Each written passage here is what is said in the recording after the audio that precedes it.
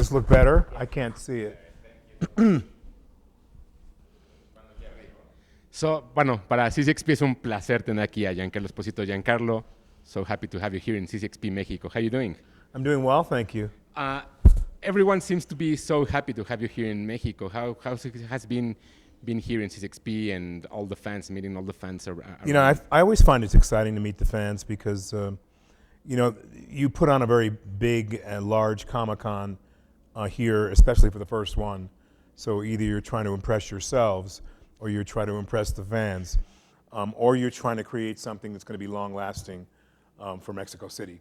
And so I kind of think it's partly all of those because you have such a beautiful set pieces on the floor and really great interview areas in the Thunder stage and also in the Omelette stage that can attract fans and have them be right with guests when they're speaking. It seems like you're trying to develop something that will be lasting. And so I like coming because I feel like the fans come to a Comic-Con to be in wonder, enchantment, and joy. And when you see people who dress up, in a way it gets them out of their normal everyday routine, and it allows them to be more than they would normally be in their life. That's a fun thing. And so for me to come to Comic-Cons, it's enjoyable not only to watch and see that, but it's also enjoyable to see people free, being free and realizing the playful part of themselves that they may not realize in their day-to-day lives. You have been in great shows the last 10 plus years, Breaking Bad, The Mandalorian, The Boys. Every fan has their favorite. We should switch places. Yeah, sure. You know why? Yeah. Because they're getting all of you. And but we have two cameras. Yeah, but they're still at a weird angle. Now they're getting what you want. You want me. Yeah. I know we want you too. No, I mean, don't this care. is. Yeah, but you're getting. Yeah, Okay, let's start again. Yeah, sure. Here we go. 1, 2, 3. CCXP Comic-Con. Great. Okay, so México, tenemos aquí a Giancarlo Esposito. It's so nice to have you here now. It's okay. You have been in Breaking Bad, The Mandalorian, Better Call Saul, The Boys. Every fan has their favorite scene of you. But what's your favorite scene that you have done in those series? You know, I hate to disappoint. It's like when people ask me if you've ever been to Mexico City before. I almost want to say no, because I know the expectation is Mexico City, people in Mexico want to be happy that if you've never here, they want to show you everything. So I feel the same way about that question, but I have to speak my truth. I love what I do. I have favorite scenes that have made me famous. In Breaking Bad, it's Face Off. Yeah. You know, to come out and have half my face gone is an amazing thing to see. One of my favorite things in episode 401 is Box Cutter, when I slit Victor's throat. That was such an amazing scene because there's no words. And to do a scene like that where you have to act physically with no words is an actor's dream or nightmare. For me, it was a dream to be imposing in a way that is very subtle but very frightening because you're not telegraphing with words, you're in action doing. And it's sort of how I feel about asking a favorite. To me, I love that scene. I love Box Cutter. Those are the most impactful scenes. So I could say I love them because they impacted the audience so much. But I also love them because there's a story behind how I prepared for each of those. We saw you recently in Abigail, this movie. It's amazing and it's so bloody and thing. And once again, you played a villain. Do you love playing villains or you just play characters? I love it. I will only play villains the rest of my life. Why do you love so much villains? You know, I saw a movie many years ago called Public Enemy with an actor James Cagney. Yeah. And at the end of the movie, he's on a platform with a Tommy gun. It's a very old movie. And he's blasting the Tommy gun. And he's like, top of the world, ma! And I looked at this movie and I said, this guy's having so much fun. I was just kidding when I said I'd play villains forever. I do play other good guys. But the villain is a complicated human being. I believe that human beings are both dark and light. And I believe that we all have both dark and light. It's just what we choose to present today.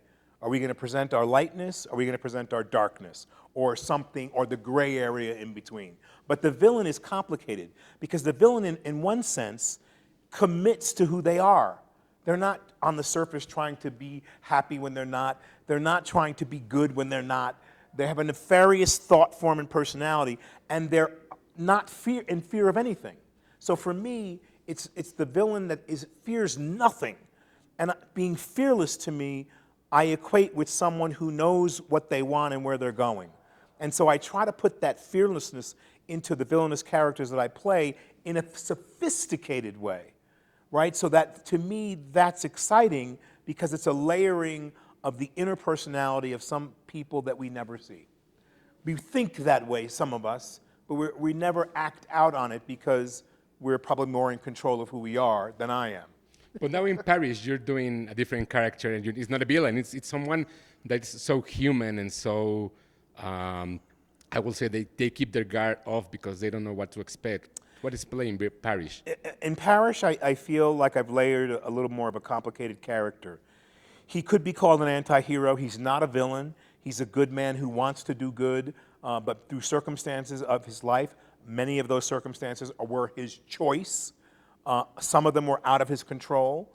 He loses a son, so that's something that wasn't quite in his control, but he still wants to control that because he feels like if I had raised my son better, maybe he would not have turned out the way he did and wound up dead. So he's taking responsibility for something he couldn't control in this moment. And so to me, Parrish is a character who, in his own words, I'm tired of being a passenger in my own life. I'm tired of being pushed around. He wants to take control of his life again, and he wants to choose the route he takes. And so he's a man struggling with economic problems. He doesn't have enough money to feed his family. He is troubled by his own past he hasn't shared with his family. So he's a man who hasn't really quite done the work he needs to do to get free of the past, and then the past catches up with him. So I love these kinds of stories because for some of us, that's our lives. If we don't take that moment to go, this is who I've been, and I don't know if I want to be that anymore. This is who I am now. Not so good either because I'm kind of in the middle of everything, but this is who I want to be. If you don't make those choices and go, oh yeah, I know now who I think I want to be. I know now who I am. I know that I'm more good than evil. And so Gracie and Parrish is stuck in that, and we will find him, travel with him, hopefully, if you're interested in the show and you watch it, you'll travel with him while he finds his redemption. And his redemption then is the unchained freedom that we all wish for and hope for. For me, it's so fun to see Parrish because I think that lives in the same world that another series that is Bryan Cranston, Your Honor. Because I think it's so similar, and to find out that both of you are playing similar characters in different series, and years later than Breaking Bad, I found it so amusement. I haven't seen all of Your Honor. I know a little bit of the storyline, so I don't know how similar they are. I know that I love Bryan. I think he's a great actor. It's interesting that maybe we're on some kind of strange and supernatural trajectory. Yeah. But I think I have a feeling Bryan wants to be me, and I probably want to be Bryan. Okay, so you have been in screen for almost 40 plus years or something like that. Yeah, 50 something. 58, Yeah. somewhere in there. If you would guess that one of your characters will, every one of them will write a book, which will have the better book? Wow, you just won the Oscar. That is one of the best questions I've ever been asked. Thank you. You just earned your keep. It's the end of a long week. You're a champion. Thanks. Wow. Wow, which would be the best book? You know, and how are you seeing Parrish? How are you seeing that here? I have. You have my ways. I have I have my ways. Yeah. I have to be prepared to meet you guys. All right. So, in what genre? The best book in the world, the Star Wars genre, would be Moff Gideon, because you learn so much about him that you haven't learned in that book. The best world in the world of Vince Gilligan and Breaking Bad would, of course, be Gustavo Fring. I have so much more to offer for Gustavo Fring. I have a title of a new show that would be his. I have ideas. I brought it up with them and said, you know, The Rise of Gus would be an interesting storyline because he has so much story to tell in terms of his background. Hierarchy, privilege, money, military. The way that he came from Chile to I US. think he came from the military. Yeah. Sexuality, what is he? Is he gay? Is he straight? What is he? Does he have a family? Does he not? All of that makes for a very rich and complicated book. So I think that would probably be one of the best books. But, Okay, but that being said, I think you will all want to read my book. I'm currently writing a memoir. oh, And we have a publisher, Crown Publisher, and I have a working title. And so I think, and I say that only for one reason, because all of these characters, what is the one thing they have in common? The person who embodies them. Yeah. And that's me. And that person, being me, sprinkles a bit of his life through every one of these characters, especially and specifically Parrish. That has so much of my life and journey in it, my troubled part of my life in it, because I pepper some of those things into that character because I produced it and developed it for 8 years. So I feel like the book that you would want to read, which I will talk about all of my characters, it's not just a book about the work I do, it's a book about me becoming me. okay. And it's tied into why I come to Comic-Cons. I think people find themselves in play. You know, if we can't be a child again, and everyone really, a lot of people feel like I am my characters. They're afraid of me when they see me on the street. They go, oh, when I laugh and I'm a lighter person. I think we find ourselves through play, through going back. And what I learned when I came here to Mexico, it's been a marvelous and intriguing trip because I've had such a beautiful schedule afforded me by CCHP. I've had mornings free, and I decided to get up extra early to do my exercise and meditation, but then to learn about the people here. And it's been a revelation to learn that how the Mexican people feel about their past, the light and the dark, the underworld, the overworld, the world that we live in between, to learn that the sun never stops revolving, that it doesn't go down. Where does it go? I had to ask myself, where does it go? And then I'm speaking and being educated by the tour guide. It comes back around. It's this big circle. The circle ideology that happens here, you know, and it taught me that, and through the paintings of Diego Rivera, the lines that are through, and many other artists, they put a line through the heaven, the hell, the overlord, the line goes through to make the connection. All of a sudden, I'm making these connections. Now, it may sound like I'm speaking gibberish because I've just handled a whole lot of information in 3 days. I've been to a lot of different places. I'm a real fan of Frida Kahlo. I've been to Casa de Azul. I've been to all these different places and been filled with information that's allowed me to learn more about Mexico.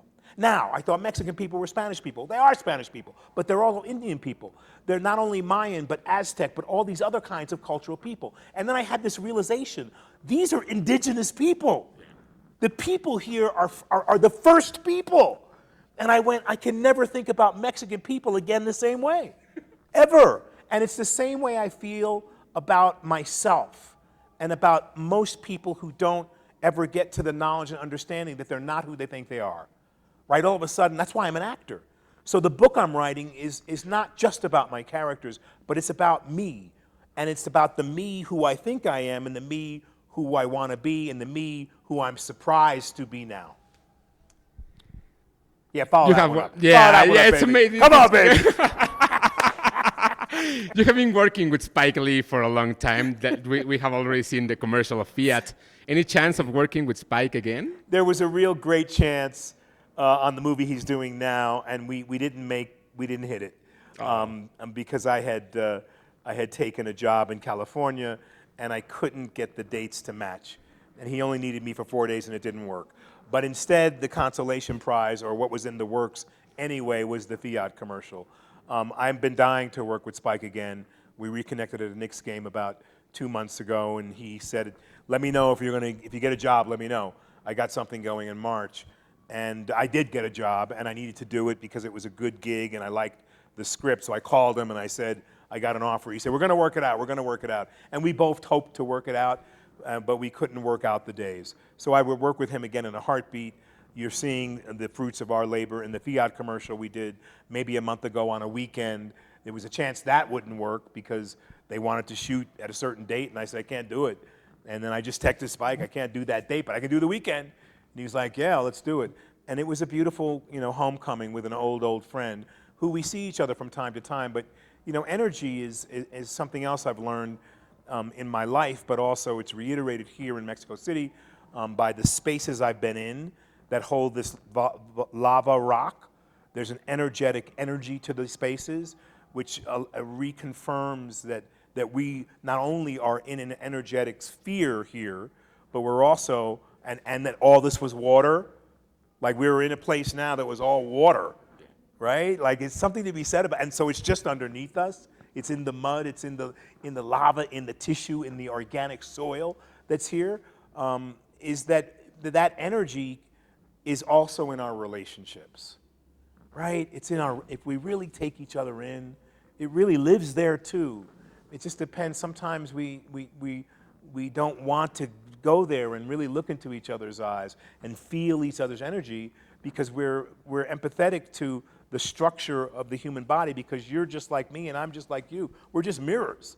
And so I may not want to be able to have, in any moment, feel all that energy. But I think that's why the fans like me and I love them, because I feel their energy.